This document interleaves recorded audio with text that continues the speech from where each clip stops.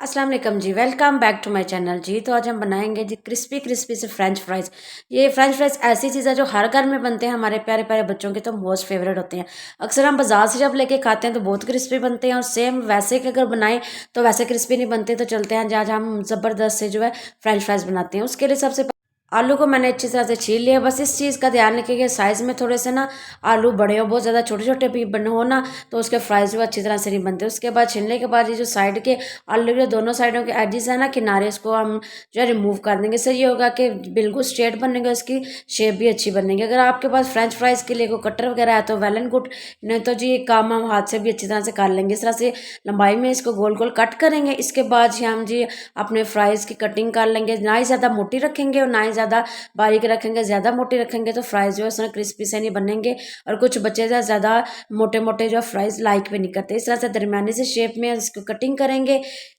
इसी तरह से हम जी जल्दी जल्दी बाकी के सारे आलू जो हैं काट के उसके अच्छे से फ्राइज़ की कटिंग कर लेते हैं। उसके बाद अच्छे तरह से इसको वॉश कर लेंगे। देखें जी कटिंग करने के बाद अच्छी तरह से वॉश कर लें ताकि इसका जो एक्स्ट्रा स्टार्च वगैरह ना वो सारा निकल जाए। वॉश करने के बाद जी हम कोई भी टॉवल, कोई भी कपड़ा लेके ना उसके ऊपर थोड़ी देर के इसको फैला देंगे, ताकि वॉश करने के बाद जो भी एक्स्ट्रा पानी है उसका निकल जाए। अच्छी तरह से हम जो है इनको आलू को ना ड्राई कर लेंगे, तो क्योंकि अगर जब इसकी कोटिंग तैयार करेंगे ना तो गिले हुआ तो कोटिंग अच्छी तरह से इसको आएगी नहीं।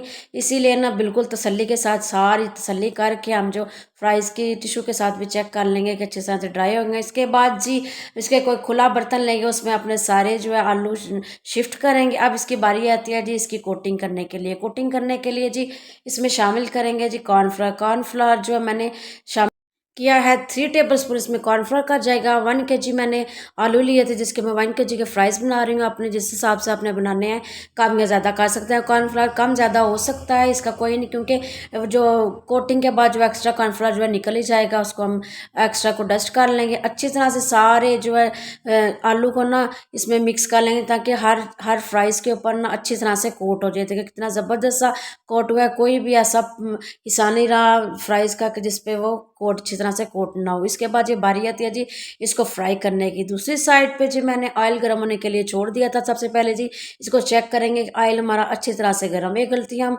ये भी करते हैं कि ऑयल हमारा अच्छी तरह से गर्म नहीं होता, हम इसमें फ्राइज़ शामिल कर देते हैं।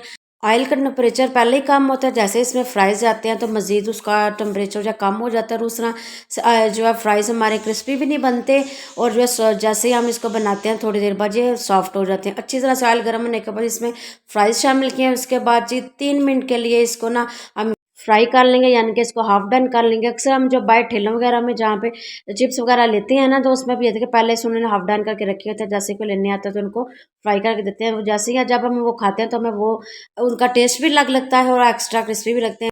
सेम उसी तरह हम भी जो फ्राइज़ को पहले हाफ डन कर लिया, उसके बाद दोबारा इसका ऑयल चेक करेंगे। जैसे इसका थोड़ा सा टेम्परेचर कम होगा ना फ्राइज़ का, दोबारा जी हम जो ऑयल में इसको अच्छी तरह से 4 से 5 मिनट के लिए मज़ीद फ्राई करेंगे। बस इस चीज़ का ध्यान रखेंगे इसका कलर ज़्यादा डार्क ना हो। जैसे आप इसको दोबारा शामिल करेंगे ना ऑयल में, तो देखेंगे आप खुद नोट करेंगे इतने क्रिस्पी से हो रहे हैं। खुद ही जो है ना फ्राइज़ जो है ऊपर की तरफ आएंगे, आप देखेंगे एक्स्ट्रा क्रिस्पी होंगे।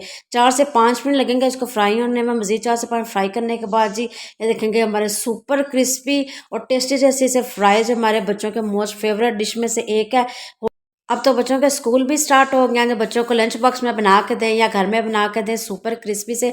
ये जो फ्राइज जब आप बना के देंगे ना बच्चों को, तो बाहर के बाजार के और वो जो ठेलों के ना फ्राइज जो है भूल जाएंगे। रेसिपी ज़रूर ट्राई कीजिएगा, अपना फीडबैक देना बोलिएगा आपको ये ज़बरदस्त सी क्विक सी रेसिपी कैसी लगी। बनाएं, खाएं, इंजॉय करें। वीडियो को लाइक, चैनल को सब्सक्राइब करना ना भूलिएगा। Thank you.